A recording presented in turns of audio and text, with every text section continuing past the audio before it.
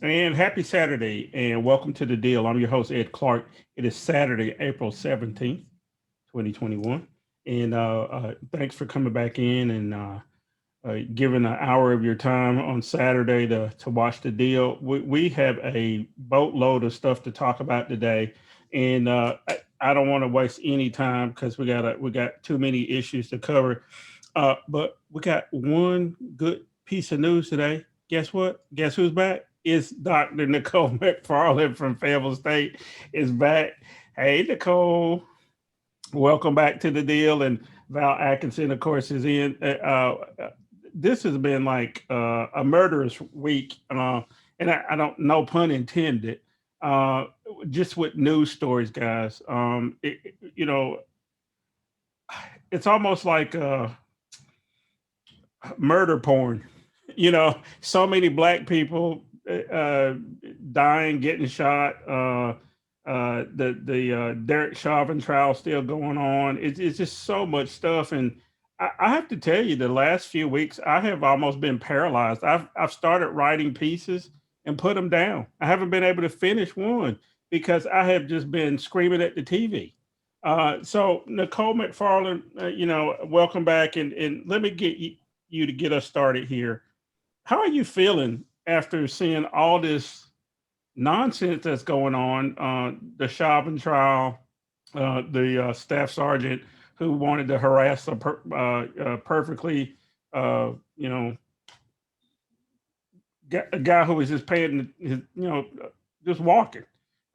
So he wants to harass him. We see more videos of people getting shot. Uh, how are you feeling this week? Sadly, I'm feeling like I feel every other week in America. That's the sad and unfortunate truth. I'm not even being facetious. It's almost that I have become callous, not callous, but um, there's a desensitization to it. It's just like oh, okay, well, we're back to the mass murders. Okay, great. We're back to just Black people, watching Black people get killed on television every other day. Okay, great. Like that's just, it's par for the course when you are an American. Unfortunately, excuse me for the dog, but unfortunately, that is what you come to brace yourself for. It's what you come to expect, and and while it's happening, it's sad. You just don't always have the bandwidth to think about or indulge it. Otherwise, it's bad. It's really detrimental to your own personal mental health. Yeah. Val, I want to talk to you and bring you in here, but before I do, I want to play a video. This is that staff sergeant who decided he wants to harass somebody just walking down the street. Let's take a look at that. Go away right now. Call the police. Hey, they've already been called. They're just I'm waiting. picking fights with who? You know what? Maybe you should hang out a little longer. We'll Let's see go. how it goes. Then we won't have to get the report by What ourselves. is it you're doing here? Walking. Then walk walk. out. Okay, and that's what I was doing since she came out of the house. I ran Well, you've been here like 15 minutes now. Let's go. Walk away. Keep walking. Walk away. I already walked away. Walk away right now. You need help? So, Val, as a former military man, I'm sure you've dealt with your share of drill sergeants. What do you make of this Staff Sergeant Pentland and his way he talked to someone who lived in the neighborhood who had every right to walk down the street? What should the Army do about Staff Sergeant Pentland? Well, one of the first thing I'd like folks to know is that it is not double jeopardy for a military man to be tried by the military after he's been adjudicated by civilian authorities. It happens all the time. You know that when you go in. So what may happen here, if there's any charge at all by the civilian forces, after that happens, the military will come in and say, that was action unbecoming a non-commissioned officer, particularly in your position as a drill sergeant. You have brought ill repute to yourself, to your unit, and the United States Army.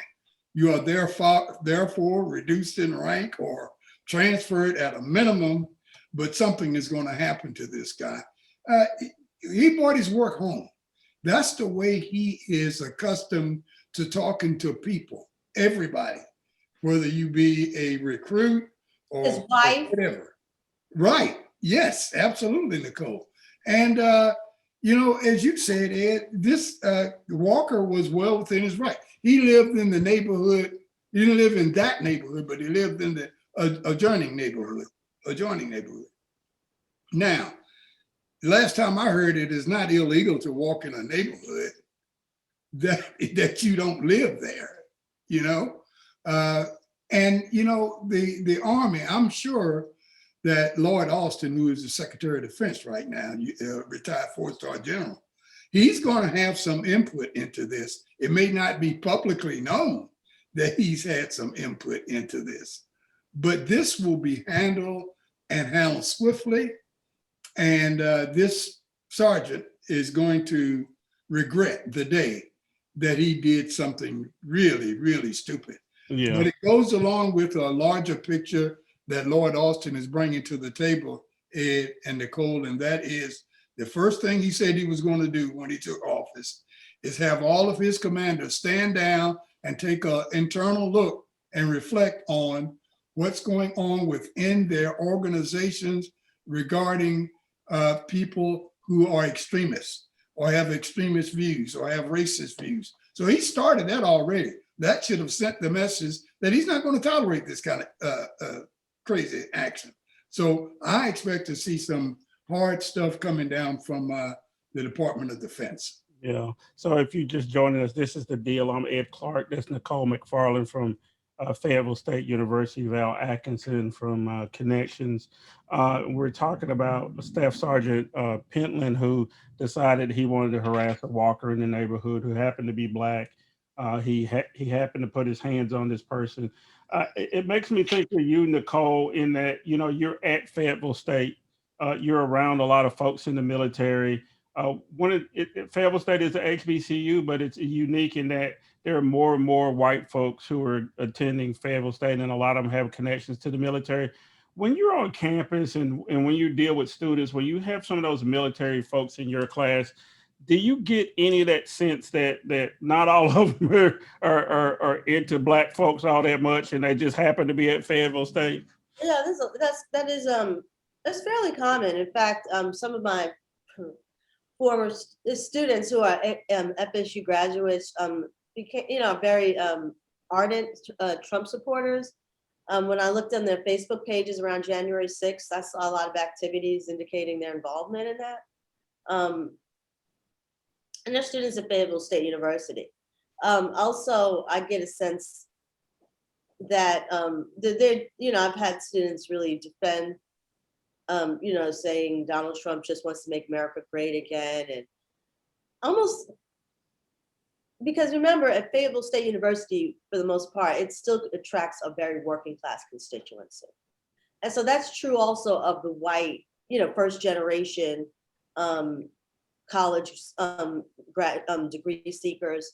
That's very much true of the white population, our white students as well. They're first generation degree seekers, and they are very working class. And so they bring with them their, like, you know, partisan politics is tribal. They bring with them their tribal politics. And I don't care how young and how old, it is extremely common to encounter white students who are ardent, vocal supporters of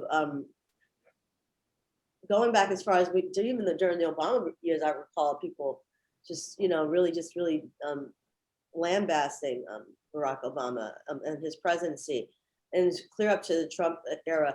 I don't hear that as much now with that sort of like excoriation of the president, of the Democratic president, since Biden's been in office, but we'll see what happens. But yeah. Yeah, there's still plenty of time for that to happen. You know, I want to switch gears a little bit. You know, there's been, like I said, another week of mass murder in America. I guess that's our other sport, right? We love football, baseball, and mass murder. And there was one in Indianapolis, and one of the stories that's emerging now, but some other people picked up long before our media has, is that a lot of the victims there were from India. We're going to take a look at a clip from Indian TV covering the shooting in Indianapolis. Staying with us here on Republic TV, there's been a shooting in Indianapolis in America where 4 Indian Americans have been shot dead. All of them Sikh victims. We have their identities: 66-year-old Amarjeet Kaur Johal, 64-year-old Jaswinder Kaur, 48-year-old Amarjeet Sekon, and 68-year-old Jaswinder Singh. The shooting has sent shockwaves across not just the Sikh community, but in India, the government too is taking note, and the government has expressed shock over what has happened, is keeping a very close track. In fact, and Val and Nicole, so for the 8 people killed were Sikh, which is a religion in India, which a lot of times gets mistaken for being Muslim. Yes. And one of the other things that has emerged early on, the paper in Indianapolis had a story yesterday saying that the shooter had been visited by the FBI before. So Val Atkinson, is there more here that we're going to emerge? I have my suspicions that this is much more than a disgruntled worker. Yeah, he was fired, but something else here, for those workers being sick is probably not a coincidence, is it? I wouldn't be surprised to find out, Ed, that it's not a coincidence, that there was something to it. The kid was only 19 years old, and would be very easy for him to take a look at anybody wearing a turban or any headdress and to think they belong to the Islamic faith, or to think they were Muslim or whatever. So he got that mistaken. He could have been directly going after some people that were Sikh that he knew about, could have gotten fired or could have been denied a promotion because of some of those people or whatever. So I'm not going to be surprised if I find out that that is the case, or that had something to do with it.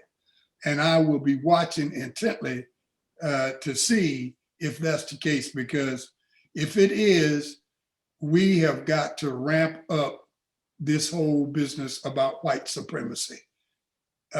Giving out a statistic, again, Ed, we have got to let people know that white people all over the planet only make up 11% of the world's population.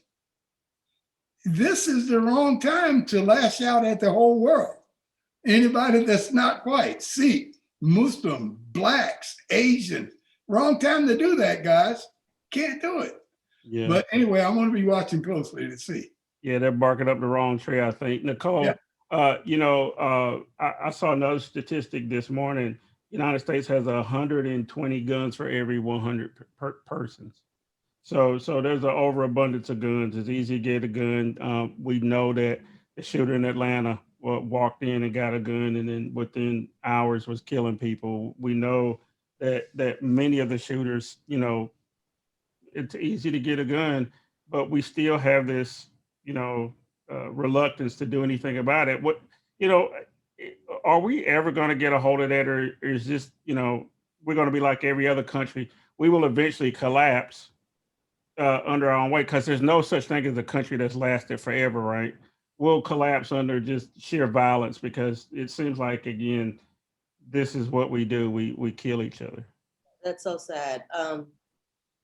But if you want to look at maybe laws of probability, because of that particular statistic, it is more likely that we will collapse under the weight of our gun ownership, and will be a failed state with everyone, with overarmed citizens or population or denizens. And I think, do you think we can fix it? No. And I know you want me to be more optimistic, and I really try to be, but it doesn't even sound likely. It doesn't even sound doable at this point. It just sounds like we are just we're kind of just, we're there. And I don't know. It might be some certain pockets where people elect to live amongst themselves, where guns are not going to be like, but that seems like that would, where that won't be a centrality of people's lives. But it seems like even then that would be extremely elitist undertaking. And then they would also be sitting ducks because they don't have guns. Yeah. I think everybody feels like they need to have guns now. And that's so sad. It is very sad, but it's just like, you're thinking, well, everyone around me has a gun. Why don't I have a gun? And that's just kind of what, it's just a terrible, vicious cycle that just keeps continually feeding in itself. It's like that snake eating its own tail, the Oberus. Yeah. It's really sad. It is sad. Well, that's a good place for us to take a break so we don't get too sad. So we're gonna take a break. We'll be back in a minute. We're gonna pick up the conversation when we come back. I want to talk about the shooting in Brooklyn Center, Minnesota, the fallout from that, and how it impacts the Derek Chauvin trial. We'll be back in just a minute.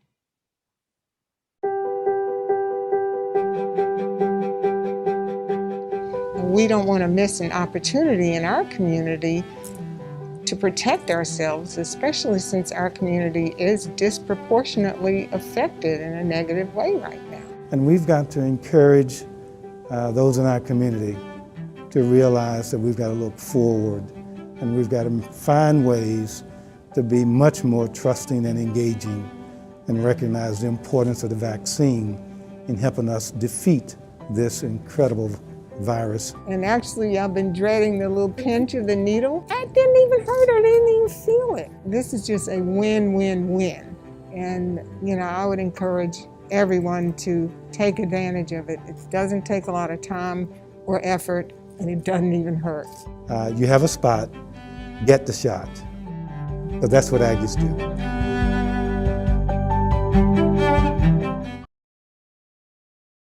What we want.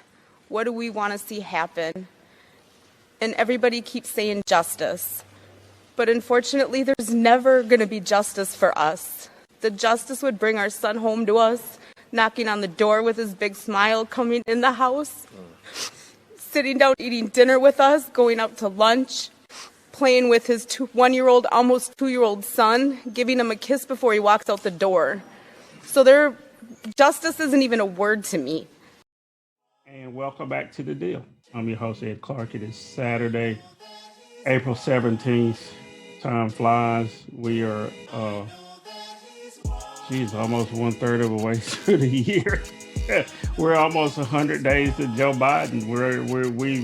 We are, God knows. I mean, January the 6th, thought the world was going to blow up, Val, in Nicole.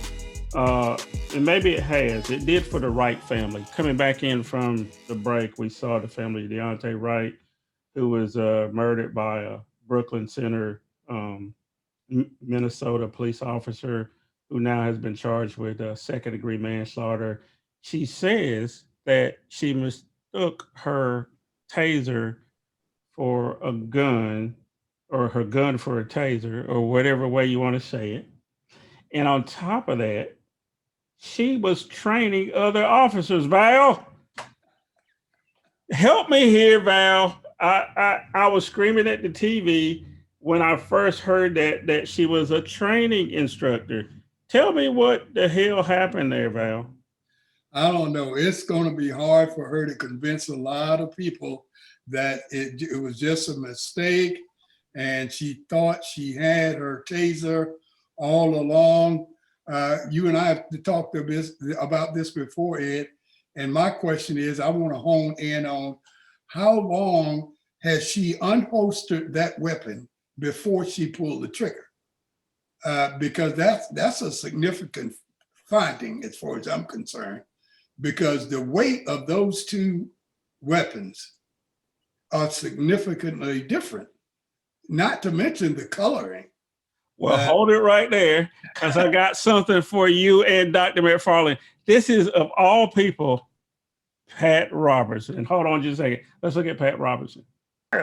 As I say, they're not making tasers in this yellow color anymore. They're making they're in black. They're making them yellow. Now, how she made the difference was she shot that poor guy to death, saying, "This is what I thought. I thought was my taser." And if you can't tell the difference in the feel of those things, it's crazy.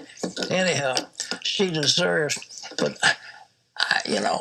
I am pro-police, folks. I think we need the police. We need their servants, and they do a good job. But if they don't stop this onslaught, they cannot do this. The police in Virginia picked up a lieutenant in the Army and began to give him trouble. And our state police are highly trained.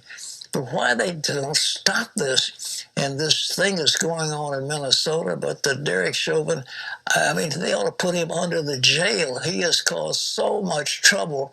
But okay, now if Pat Robertson can clearly see that as senile as he is and crazy as he's been, and he is no friend of the colored folk, and he's saying that this is completely out of bounds, how the hell can nobody else see this? Is it even possible that this goes to a jury and they can't convict her? Yes, it is, because we're in America, right? It's totally plausible. She may get off still, but I'm gonna turn to you real quick, Nicole. I want to go back to, we see even Pat Robertson can see this, but I heard Deontay's mother say that she's not going to get justice. I want you to talk to me a little bit about that mother's feeling and how she expressed that, to lose a child, and talk to me about what you saw when she was talking about her son. Such visceral and palpable pain, and it's so she's just so sad, so tired, and she's just so you could tell she's still in shock. You could tell she's still in disbelief. You could tell she's thinking about her grandchild. You could tell she's just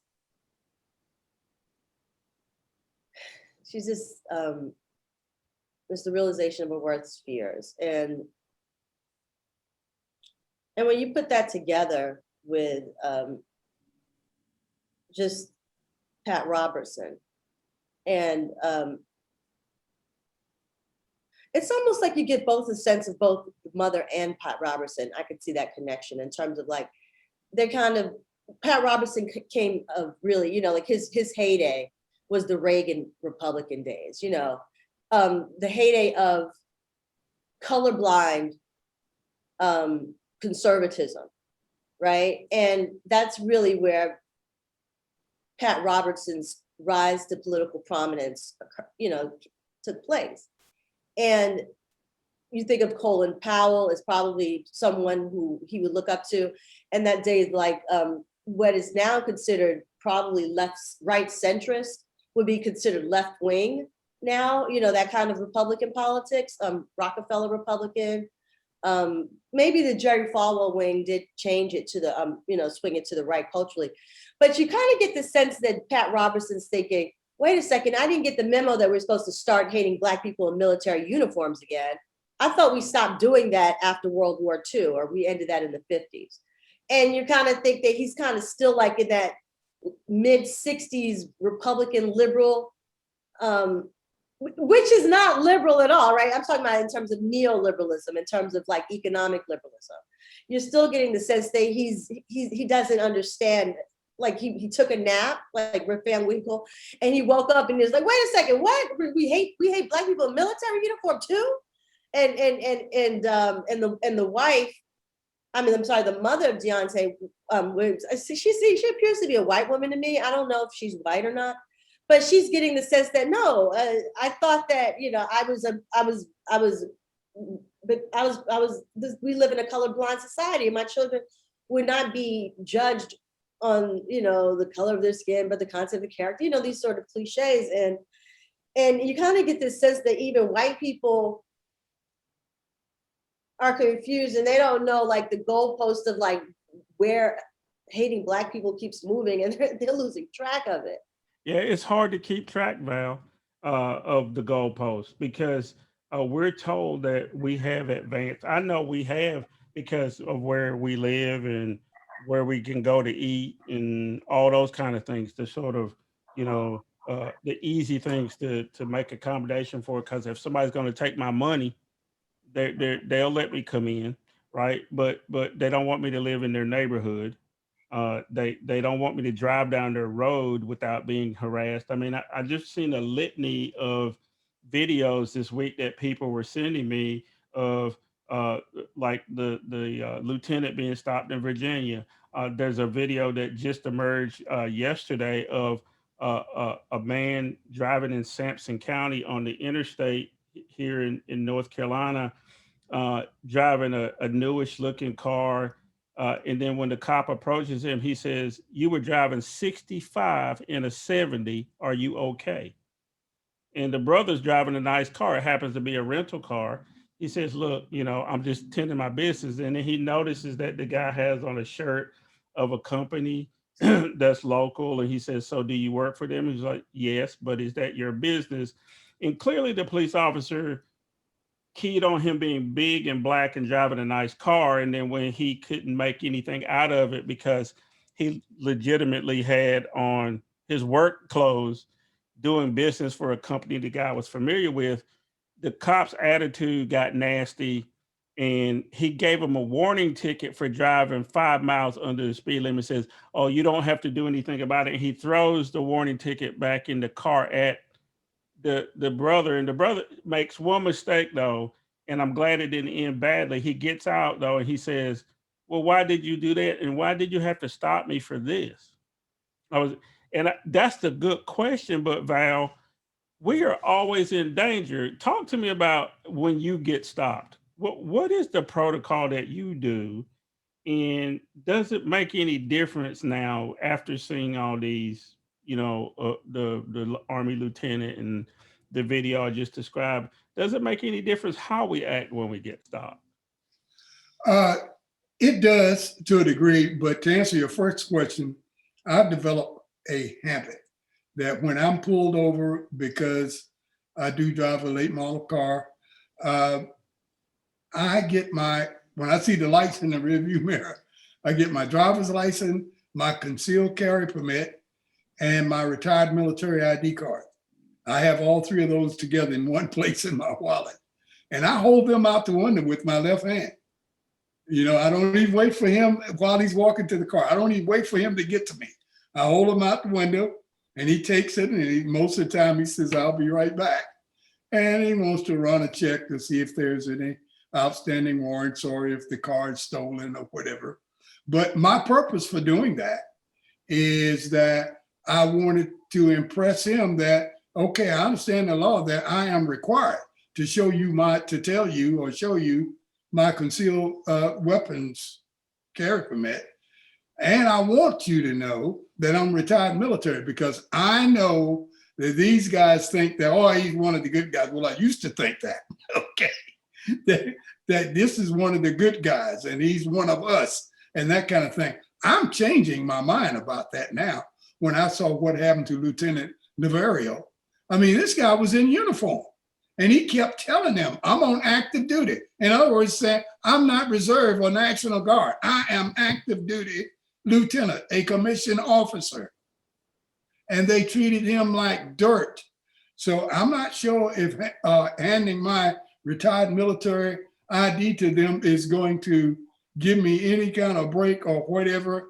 I have got to reassess that whole piece at this point. Yeah, one of the things on the Navarro case too that really struck me is when he first exits the car, the officer who's now been fired says, "What are you, some specialist?"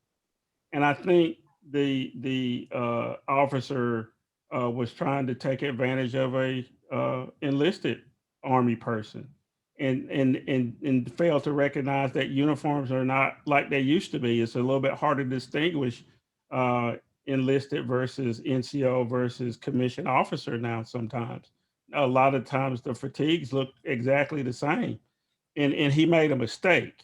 And he should pay for it, not with just only losing his job, but He should not be allowed to be a police anywhere.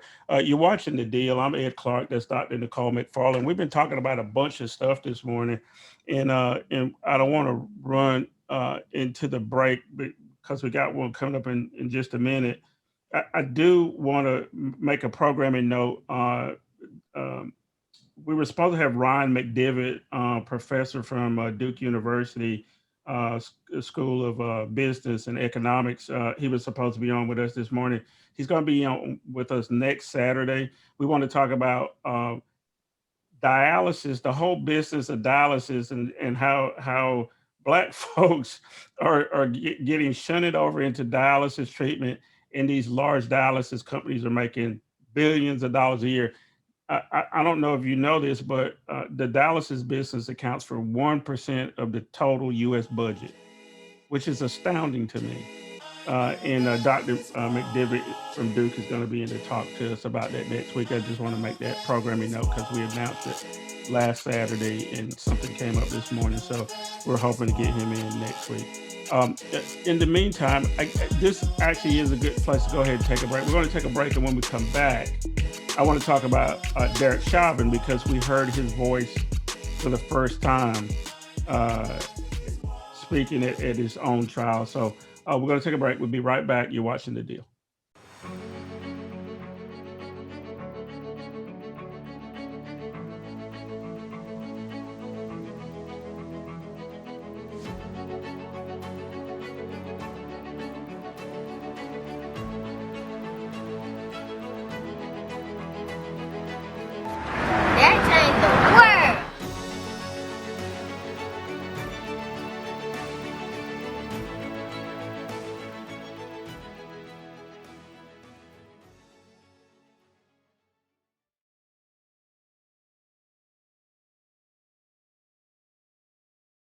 You and I have had several discussions throughout the course of my representation of you relevant to your right to testify or to choose to remain silent, correct? That's correct. And have you made a decision today whether you intend to testify or whether you intend to invoke your Fifth Amendment privilege? I will invoke my Fifth Amendment privilege today. And welcome back to The Deal. It's our final segment. We've been talking about a bunch of stuff today. The constant murder of Black folk. Police don't know how to act. And we got one more police officer we want to talk about. That's Derek Chauvin. You saw him actually say something coming back in from the break. That was a clip of him and his attorney with Chauvin waiving his right to testify, invoking the Fifth Amendment, saying that he may incriminate himself. Nicole, I've been watching this trial and screaming at the TV an awful lot. They've tried to throw in all kind of stuff. George Floyd died from drugs. Then he died from carbon monoxide that may have been coming out of the exhaust of the car that may or may not have been on. He died from having a bad heart. They're just trying to muddy the waters as far as I can see it. They also been playing this game that poor Derek Chauvin doesn't have anybody to support him. So they had to remove his chair from the courtroom. He only has one attorney, which is bullshit. I know there's a whole team of people and a whole bunch of money's been raised behind him, but they come into court with this one attorney who seems off balance all the time, who hasn't been asking good questions. But I think that's to invoke sympathy from that one white person on the jury that they can get to their side. So before I say anything else, before I say something nasty, what is your assessment of the trial so far? And do you have any expectations of outcome? Well, I would say my first impression is reverse conviction by toxicology report. That's the game they always run. Whenever you kill a person, a Black person, a police or a self-deputizing white vigilante, they convict the actual victim by toxicology report. So that's kind of old hat par for the course. What I find less, what I'm not as dismayed about, and what I feel like some glimmer of hope for is the fact that there were so many police officers that actually testified against Derek Chauvin. Hopefully that makes a difference, but I do think that they're going for a mistrial. I do think I'm still bracing myself for the fact that Chauvin is going to walk, at least for now. I just think that they have made him look, and I think it's a very astute observation you make there, Ed, that they have this sort of like, kind of looks like, I'm just a country doctor here, and I'm just a country lawyer, and I don't know about your big city laws, but all I know is this hardworking officer right here. Like Ed Nelson, the attorney, is kind of playing that game in that role, right? And that's like, that goes back as far as like Clarence Darrow, like that sort of a courtroom persuasive technique used by lawyers who are trying to argue something that's, come across as an everyman who's just, work a day, every man who's harried and tired and just doing his best to get justice for his client. And I do think that that is the technique, because I'm like, why isn't this one guy there? I know this man raised millions of dollars. I know that GoFundMe, and I know it's just like, look at how much that kid Kyle in Wisconsin, how he's not even been in trial yet. So I know Derek Chauvin raised money. So for him to have this one guy in there every day and acting like he doesn't know what he's doing is, to me, it just seems like a dissembling tactic. Yep. Yeah. And I don't think that, I think a lot of people I'm watching social media are a little bit too confident that Chauvin is going to be convicted. I just think that they think they're seeing what we're saying, but they don't know how a sequestered, isolated jury pool is, and that are stuck together and like kind of like have to listen to these rules that we're not privy to, aware of, and we're not factoring those elements into our thinking. And I think that problem is going to play out. And I think all those military trucks and vehicles and barriers all over that Minnesota, Hennepin County courthouse are going to be It's going to be used. Yeah. Hey, Val, I watched 12 Angry Men again last week. And Nicole makes me think about the dynamics of a jury and people in the jury room, and how people have to try to persuade people, and all the different archetypes of different people in there. There's the guy that's the know-it-all. There's the the person that's ready to convict right away, but then there's the person that'll never convict. And then you have to bring all these people together to try to coalesce and get an answer. And I'm sorry. No, go ahead. So, and the people that are chosen, like you and I would never be chosen for, Val would never be chosen to be on a jury, because we're entirely too critically thinking. We think too critically. The people, unfortunately, I think who get chosen are people who kind of just are like low information voters, people who just kind of just do what they're supposed to do and listen. And they are going to be they're going to be easily persuaded. I don't care how many Black people you have in there. They only choose a certain type of Black person. They only choose a certain type of white person.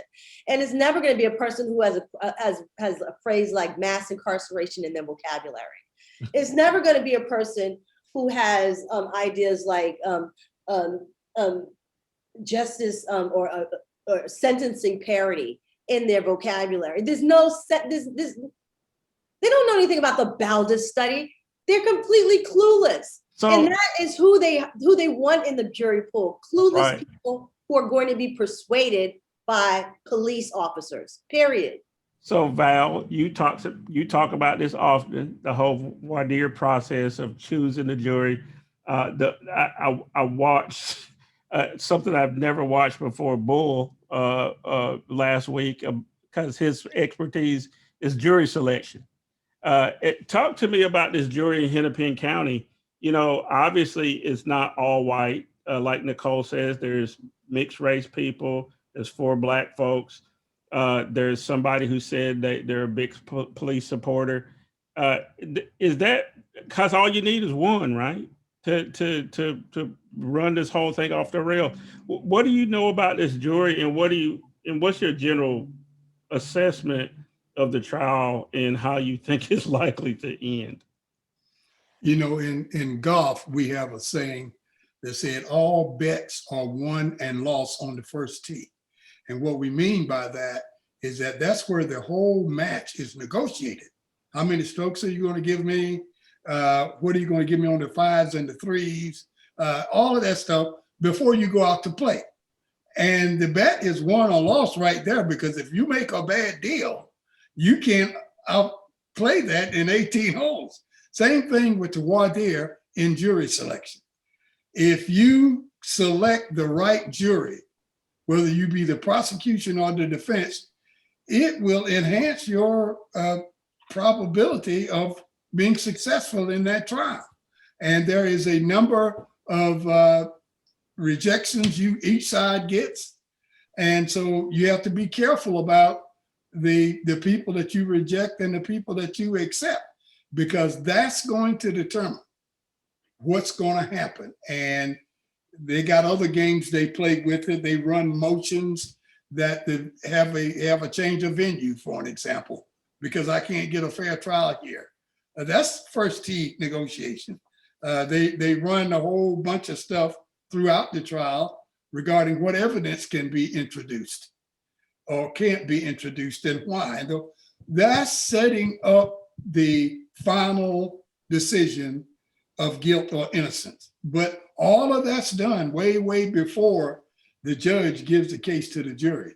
And I think Nicole makes a great point that it is important to make sure we got the right mixture, the right caliber, quality, whatever of people on juries if you expect to get a verdict that you think is just, because in many cases they're not. The biggest one of them all would be the O.J. Simpson trial. I think people would use that as an example. The case I mentioned, I thought you were going to make when you talk about a movie you saw, I thought you were going to talk about Runaway Jury also. That was another case where a lot of attention placed on the jury and how it operates and how you can get somebody planted inside to do things and how they're working from the outside to change the minds of the jury. And there's just so much going on that justice is a different word. When you see the sausage being made in terms of how trials go, it is, it's not understanding. Now, I have served on one jury in my life. It was a grand jury, in which this is a little different because the defense has no say-so of what the comportment of a grand jury is. It's the prosecution that picks all of the grand juries. And depending upon how detailed or whatever it is, they go out and they pick some people, and the defense can't even have a representation or counsel inside the courtroom. So, I mean, that's where they come up with the idea or the slogan, a defense attorney in a grand jury, a prosecutor in a grand jury can indict a ham sandwich. And that's almost true, simply because it is unfair.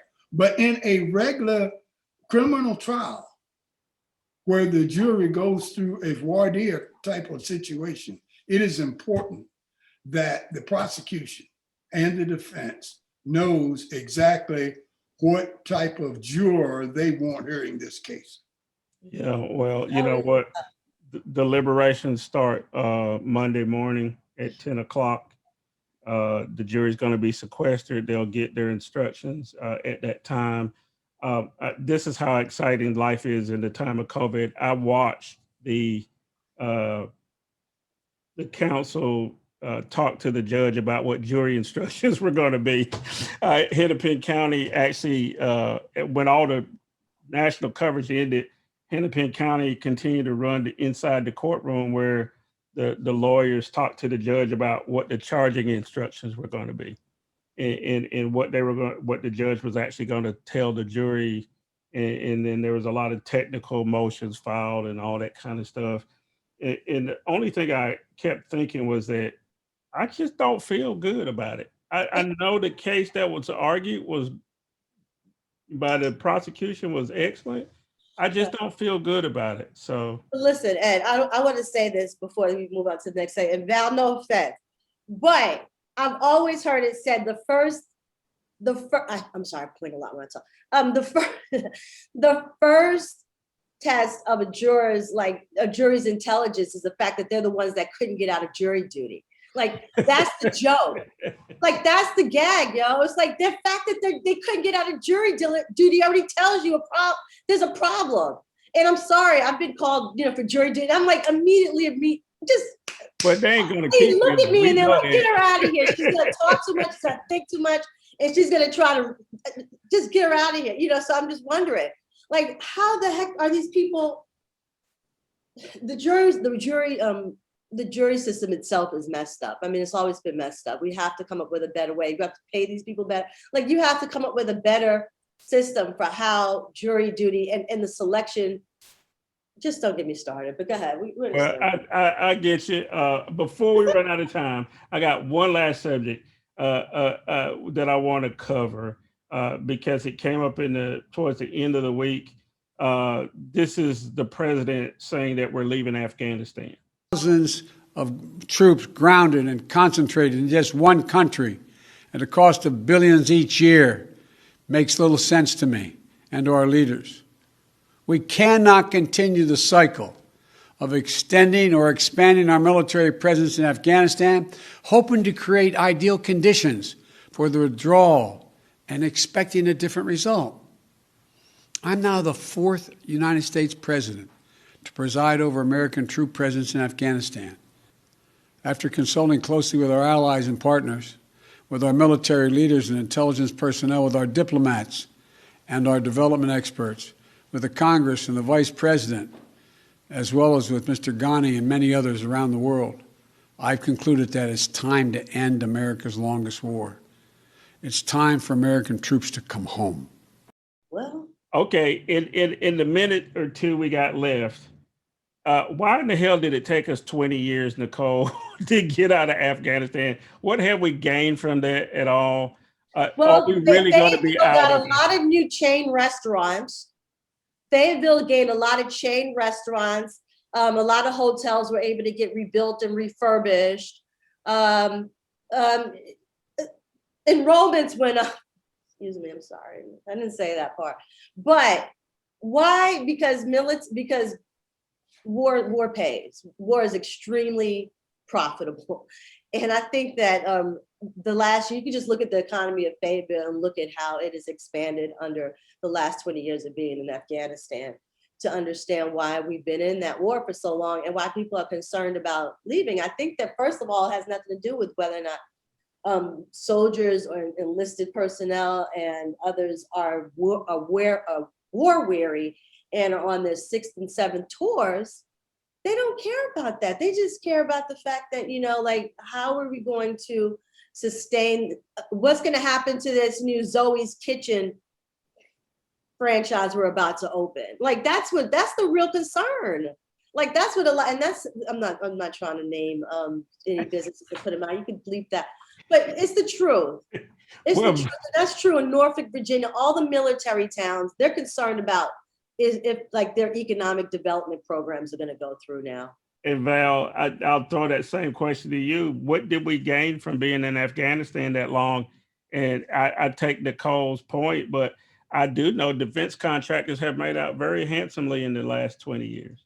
They've made a boatload of money, and there's no question about that.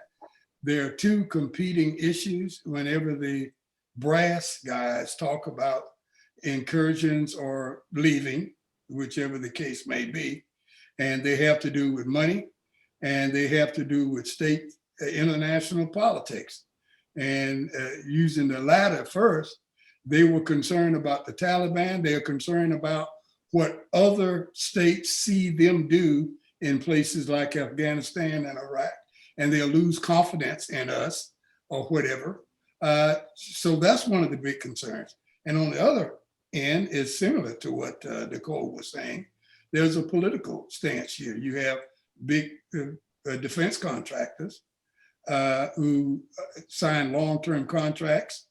And, if they built 5 F-22s, for an example, whether you're in Afghanistan or not, they're going to build them and you're going to buy them. And they may just sit on the runway or in a hangar someplace. And so then you got the military putting on pressure. I don't get exact training. The training I'm getting, I don't know how good it is. We need to put boots on the ground. I need to put these weapon systems in action to see if they really work. So there's a lot of pressure coming from a lot of different directions before the guy at the top has to make a decision. And then he looks at it in through political eyes, and that is, what are my political opponents going to do or say? How are they positioning themselves to take advantage of whatever decision I make? Yeah. And we need to focus. And we need to focus on domestic terrorism as well. Like we ain't gonna do that. So we're gonna talk about that next week. So you come back here next week because we're about to run out of time. You've been watching The Deal. That's Nicole McFarlane from Fayetteville State. That's Val Atkinson, retired professor from North Carolina Central. Real quick, Nicole, what do I got to look forward to in the coming week? Is there anything good I got to look forward to, or you got more pessimism for me? Oh Lord. Okay. Hopefully the Johnson and Johnson vaccine pause will be brief. And they'll figure out that it was a small, blip. Yep. The Val Atkinson, what do you got for me? Well, we promised last week that we were going to have an announcement about an addition to Connections, and we're prepared to do that today. Tomorrow morning at 8 o'clock, if you tune into Foxy 107, 104, we have a legal contributor that's going to be joining our team. His name is Irv Joyner. He is a professor of law at North Carolina Central University, been there for many, many moons, started there in 1982, and he is going to be the legal contributor for Connections starting tomorrow morning, 8 o'clock. There you go. If you haven't heard Irv Joyner before, he's been on here before. Actually, he was on one of the first programs we did, Val, back when we first started doing The Deal. Very, very knowledgeable, and you should check Val out tomorrow morning, Foxy 107, 104. You can also get it on the internet, foxync.com. Streams at 8 o'clock, and after that is Reverend Al Sharpton with Sharp Talk. I'm Ed Clark. It's Saturday. Go out and do something good for somebody. Come back with us next Saturday. Ryan McDivitt from Duke University is going to be here. Hopefully Nicole will be back and Val will be here. We may have a whole gang of people because if that trial ends with a verdict, I'm sure we may even have Irv Joyner on here too. So you've been watching The Deal. Thanks. See you next Saturday.